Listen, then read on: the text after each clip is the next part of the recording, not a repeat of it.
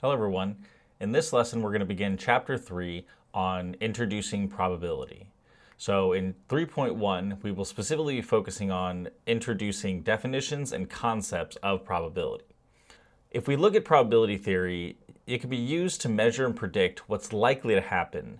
And in fact, this is actually very similar to what we did when we were finding the relative frequency when we were discussing histograms previously. We're going to begin with some definitions. So the first definition is that a probability is a number between 0 and 1 representing how likely that an event will occur. Now, one thing I want to clarify when we say between 0 and 1 is that what we actually mean is between 0 and 1 inclusive. So for example, your probability, P, can be some value between 0 and 1. So this means that when we talk about probabilities, we do it in terms of a decimal. 0 meaning something that is impossible to happen. It will not happen. It absolutely cannot happen.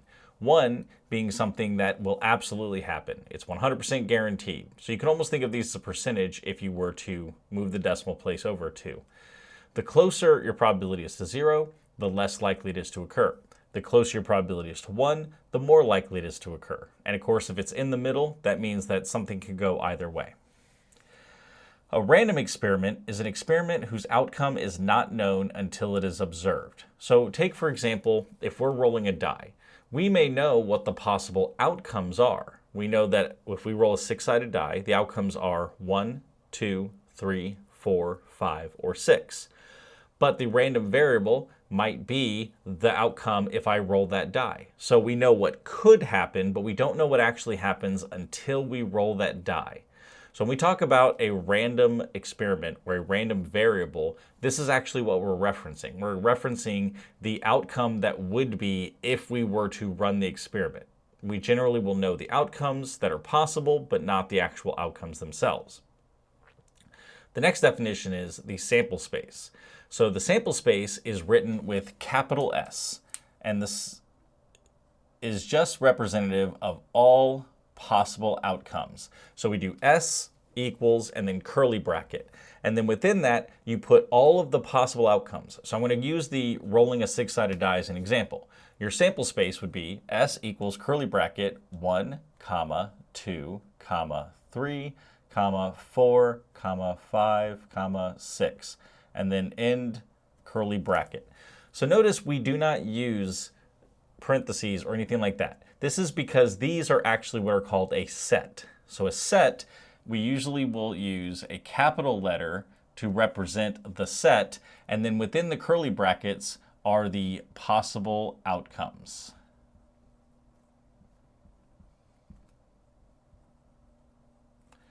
And then we separate each of them by a comma. Now, one thing I want to point out with this is when we're writing our sample space or any sets that we're going to be looking at later, we're only going to be putting the possible outcomes one time, meaning that if you have some weird die that let's say has 1 twice, that means that you would still only put 1 because the outcome of 1 can occur. The outcome of 2 can occur. We're not looking at the probability right now. We're looking at what are the possibilities right now. A sample point is an element of the sample space. So an example of this might be 5. This would be a sample point of this sample space for rolling a 6-sided die. An event is a subset of that sample space, and this could be any collection of outcomes. So for example, this might be, let's use capital O for odd numbers. So if I'm rolling that 6-sided die, this is the event of getting an odd number. So we'd say, okay, well, 1 is an odd number, 3 is an odd number, and 5 is an odd number. So this would be capital O for, because it's a set, equals curly bracket 1, 3, 5. Oops, curly bracket. But let's say, for example, we wanted a different. This could be even numbers. Then this would be curly bracket 2, 4, 6. But the events do not have to actually be something that is as set up as odd or even. It could be some made up thing. It could be, for example, I'm just going to use A for the set, and it could be the outcomes 1, 2, or 5. And this would still be an event on my sample space because it is made up of outcomes from that sample space, and these would be the possible outcomes from that event A. So you might wonder, why would we need to have random numbers like this as an event? Well, think about when you're playing some game, right? Think about the game craps. You have different outcomes. Well, 7 is a losing roll. 11 is a losing roll. So you might want to look at the event of a roll that would cause you to go to the second round. So then you would have 2 through 6, 8 through 10, and 12. So let's look at some examples of sample spaces, events, and sample points. Events, like sets, are represented, as I said, using a capital letter. So the experiment is we're going to toss a coin twice and observe the results. So if we flip a coin twice, the first thing is what happens when we flip a coin. So if we flip a coin, we can get heads or we can get tails. So in this case, we're flipping 2 coins, so we have to think about what are the possible outcomes. Well, I could flip and get heads followed by head. I could get head followed by tail. I could get tail followed by head, or I could get tail followed by tail. So in this case, there are 4 possible outcomes in this sample space. An example of a sample point might be something like, what is the probability that I get heads followed by tails? And then what an event might be something like getting 1 single head. So getting 1 head. So in this case, what would be the outcomes of my event? Well, heads, heads, that has 2 heads. Heads, tails, that has 1 head. Tails, heads, that has 1 head. And then tails, tails, that also has 2. So then the event of just getting 1 head, if I were to flip 2 coins, would be A equals curly bracket, heads, tails, tails, heads. Another experiment would be, let's say that we roll that die and we observe the outcome of the dice. Well, when we roll that 1 die, we get the outcomes 1 through 6. So S equals curly bracket 1, 2, 3, 4, 5, 6. An example of a sample point, like I said, might be 5. And P, the event, might be that we have a prime number. So if we're looking at this sample space of rolling a 6-sided die, if we do P is equal to prime, we have to think about which of these outcomes in our sample space are prime numbers. Is 1 a prime number? No, right? The definition of a prime number is something divisible by 1 and itself. Well, 1 is sort of a trivial case because it is divisible by 1 and itself, but 1 is itself. So, is 2 a prime? Yes. It's the only even prime. Is 3 a prime? Yes. Is 4 a prime? No, because it's divisible by 2. Is 5 a prime? Yes.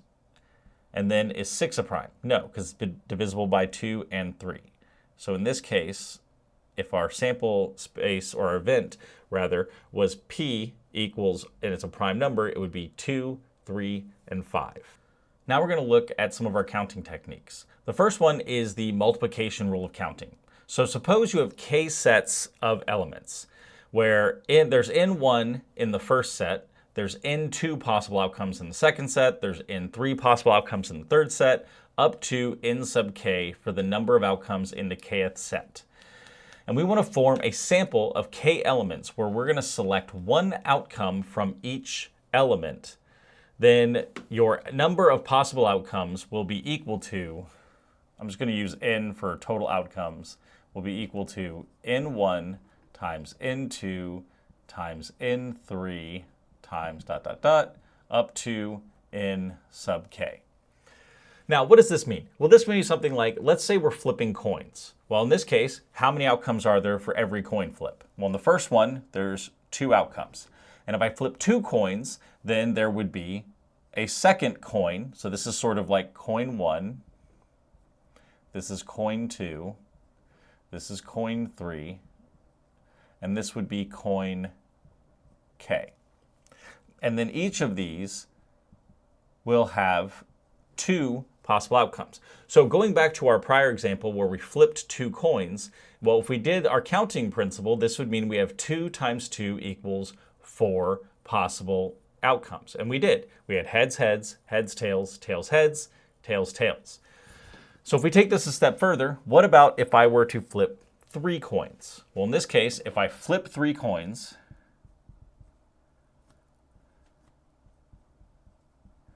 it would just be my total size of my sample space would be 2 times 2 times 2 is equal to 8. 8 possible outcomes.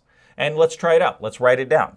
So in this case, it would be S is equal to heads, heads, heads, heads, heads, tails, heads, tails, heads, tails, heads, heads, heads, tails, tails, tails, heads, tails, tails, tails, heads, and then tails, tails, tails.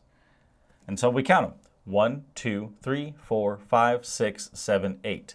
There are 8 possibilities if I were to flip 3 coins. And I was easily able to find this using my multiplication rule of counting.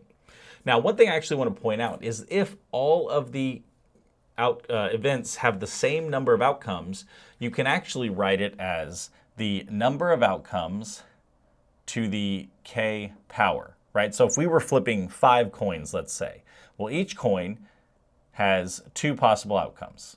So in this case, it would be 2 to the, if we're flipping 8 coins, to the 8th power. So there'd be how many possible outcomes? Well, it'd be 2, 4, 8, 16, 32, 64, 128, 256 possible outcomes. And I was able to easily find this out by using our multiplication rule of counting. So now let's look at 2 examples. How large is the sample space when a pair of dice are thrown? Okay, so the same idea we had before. First thing we're going to do, we're going to look at, okay, if I roll 2 dice, how many ways can I get an outcome for rolling 1 6-sided die? Well, there's 6 possible outcomes, right? I can get 1, 2, 3, 4, 5, or 6. For my second die, I can get 6 possible outcomes. So then that means the total is going to be n1 times n2, which is equal to 6 times 6, or 36. Okay, what about the second example? Given there are 3 choices for a salad, 5 choices for a main course, and 2 choices for a dessert, how many different meals could I make from this where I get one of each thing, right? Think about you're going to a restaurant. They've got those specials where you got, some number of entrees, starters, dessert, things like that.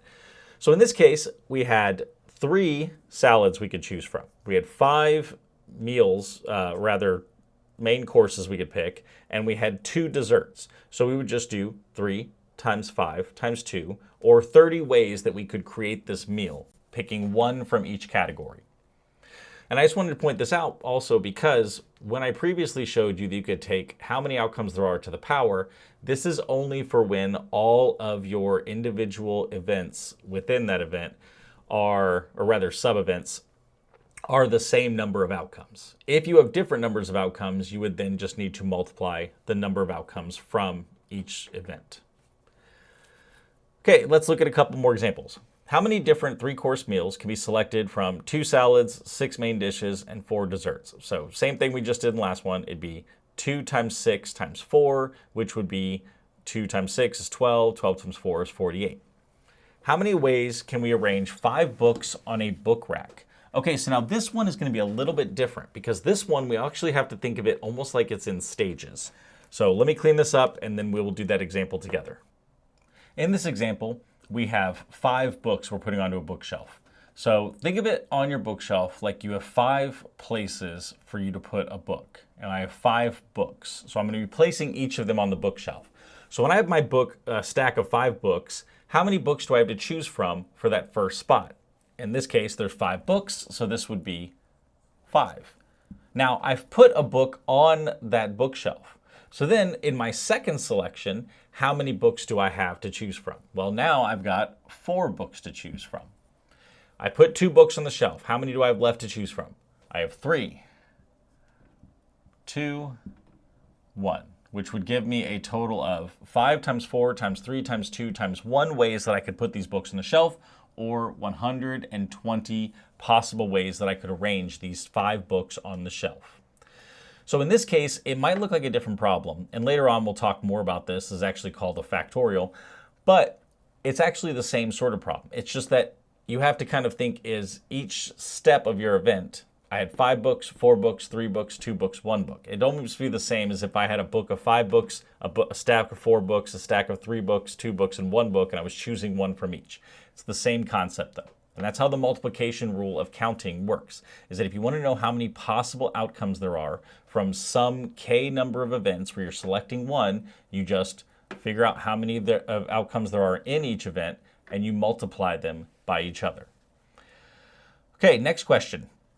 How many different 5-digit codes are possible without repetition of digits if the first digit cannot be 0? Okay, so in this one, it's a little bit different. So we do have to sort of think about an ordering of events, but it's more going to be based on what are the possible selections based on what came before. So in this case, it says specifically that it is without repetition. That means if I select a number for the first digit, I cannot use it for any of the subsequent digits. So this problem also states that the first digit cannot be 0. So based on that, how many possible values could go in this first slot? Well, the answer would be 9, right? You can get 1, 2, 3, 4, 5, 6, 7, 8, or 9. Now I've selected a digit. Let's say it was 3. That means that I cannot use that digit on any of these next steps.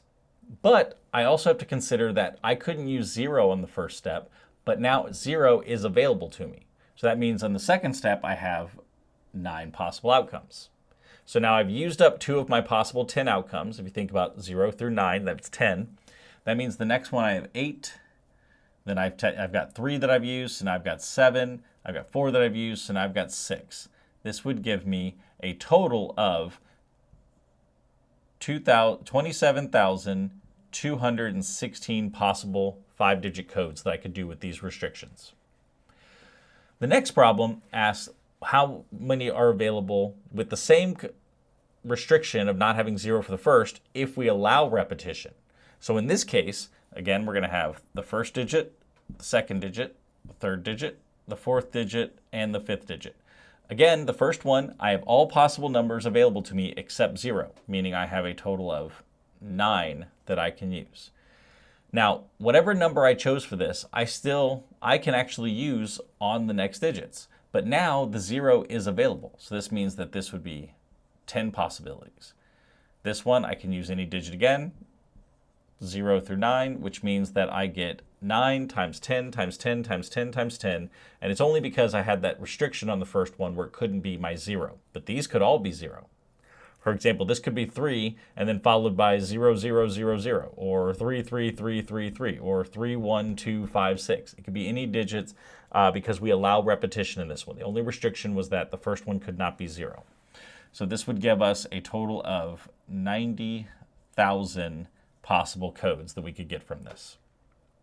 Now, what about if the first digit could be 0? Well, in this case, it would just be 10 times 10 times 10 times 10 times 10. If you have a 5-digit code with repetition where there's no restrictions, it would just be 100,000 possible outcomes. Or again, going back to what we talked about earlier, each of these has the same number of possibilities. So we could just write this as 10 to the 5th power, right? Because it's 10 for the first option, 10 for the second selection, 10 for the third selection, 10 for the fourth selection, 10 for the fifth selection. They all have the same number. So it's just 10 times 10 times 10 times 10 times 10, which is the same thing as saying 10 to the 5th power. Okay, the last example. Sam is choosing an outfit. He has got 5 shirts, 8 pairs of pants, and 4 pairs of shoes. So how many possible outfits could he make? Let's say he's got a capsule wardrobe where everything works together. So it would just be 5 times 8 times 4, or he's got 160 possible outfits that he could use. Now, before we move on, one thing I want to note is that we could draw a tree diagram, which we will actually discuss in a little bit, to kind of visualize these branching possibilities. But before that, let's actually begin by defining what probability is. We'll begin with our classical definition of probability. So the probability of some event A, which is written as capital P for probability of event A, so this is what we're taking the probability for, whatever this event is the measure of the likelihood that this outcome A will occur, this event. So this is just going to be equal to the number of outcomes available in the event A divided by the number of outcomes in our entire sample space. So again, if we were to use the example of flipping 2 coins and we asked what is the probability that we just get 1 head, event A would be you get 1 head. And if you remember, A was equal to heads, tails, tails, heads. The number of the sample space is, so in this case, the number of A is going to be these 2 outcomes. So this is going to be equal to 2. Our sample space was head, head, head, tail, tail, head, tail, tail, which means that we had 4 possibilities. So 2 over 4, which is equal to 0.5. This means that we have a 0.5 probability of getting exactly 1 head if we were to flip 2 coins. And that's really all there is to actually finding the probability based on classical definition. It's just the number of possibilities that are in your event over the number of possible outcomes or possible values that are possible. Now, oftentimes when I'm doing these problems, I will refer to the outcomes in our event as successes. So if I said something like, how many successes do we have? And we're talking about getting 1 head, then heads, heads would not be a success. It'd be a failure because we have more than 1 head. Heads, tails would be a success, tails, heads would be a success, and tails, tails would be a failure because we did not have just 1 head. So if you ever hear me say, how many successes do we have? This is what I mean, is how many outcomes of success, which are what we're interested in. Now, this is similar but different from our empirical rule. So this is our classic, and now we have our empirical rule. So our empirical rule for probability is, and we're going to use event B for this, is the probability of B is equal to the frequency over n. So what does this mean? Well, this just means that it is the number of outcomes for B divided by the number of outcomes in our sample space. And you might say that these two look like the exact same formula, and they kind of are. The difference is actually the context of how do we define these. So the classic definition of probability is when I know all of the information about the system. I know what the possible outcomes are.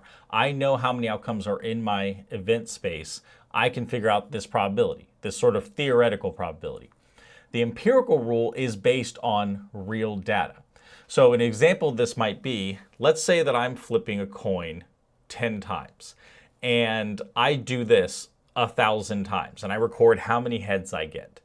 This would be how many heads I got for each outcome. Let's say I want to know what's the probability of getting 4 heads.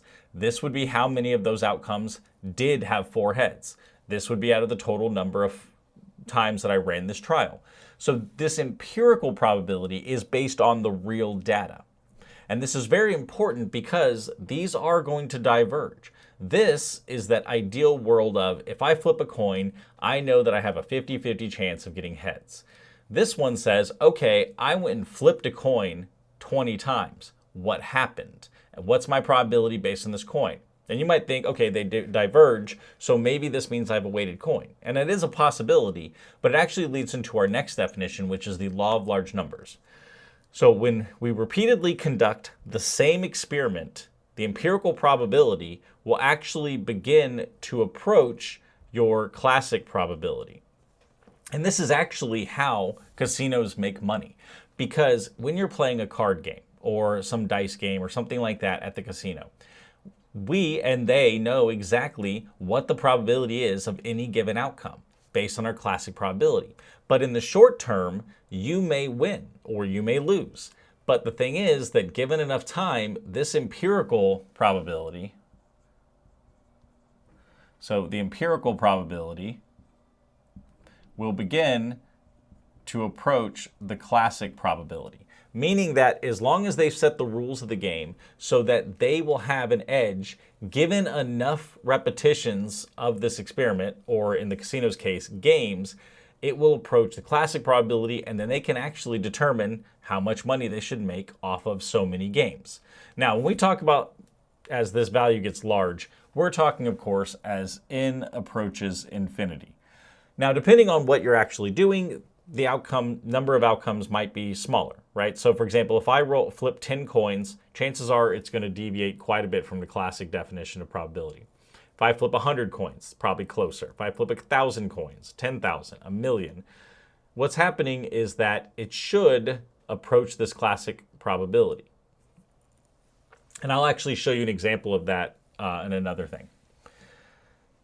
So a couple things about probability. We'll just kind of define a few more things. When we write P of A, we will actually refer to it as P of A oftentimes. So we're saying the probability of A, we write it as P of A, so sometimes we'll refer to that way.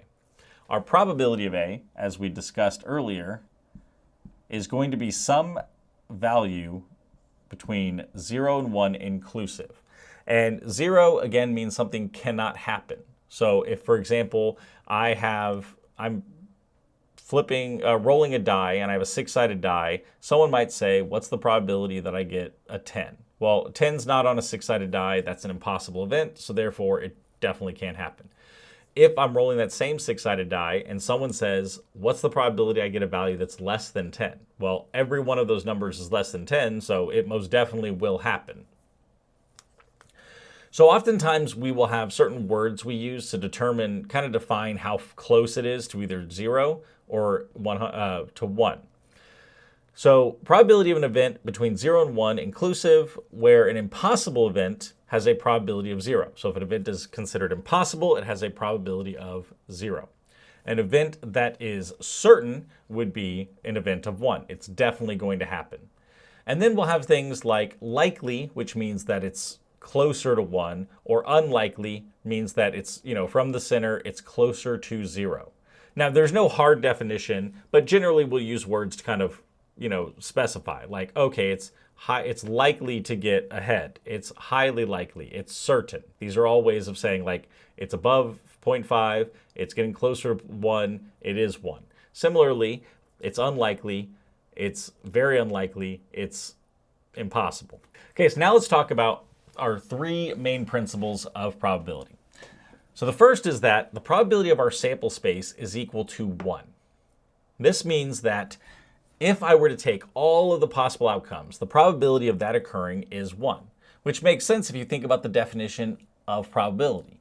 If we have the probability of our sample space, it is equal to the number of outcomes in the event, which in this case is our sample space, divided by the number of outcomes in our sample space.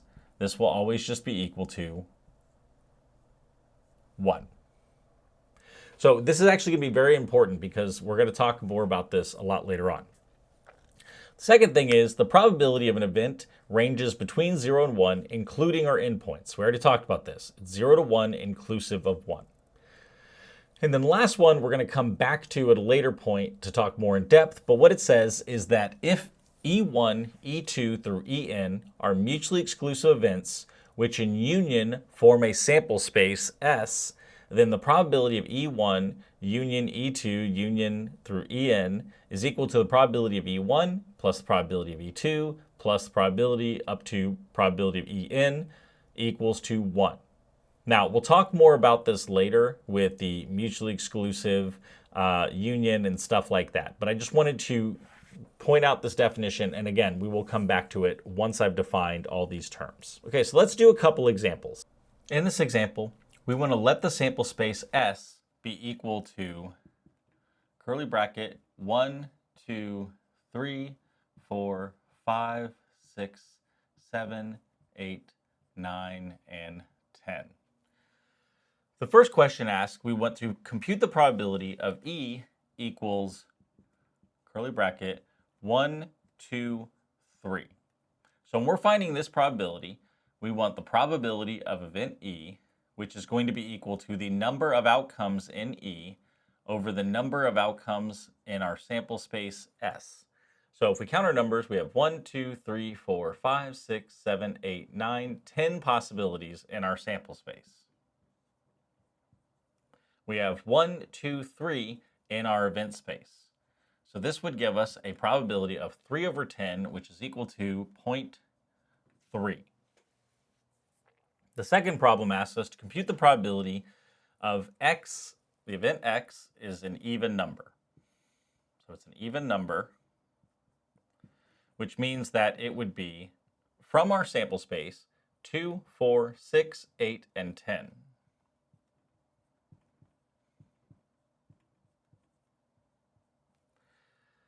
Now in this case, we have 1, 2, 3, 4, 5 possible outcomes in our event x. So the probability of x, which is going to be equal to the number of outcomes in x over the number of outcomes in our sample space, is going to be equal to 5 over 10, which is equal to 0.5.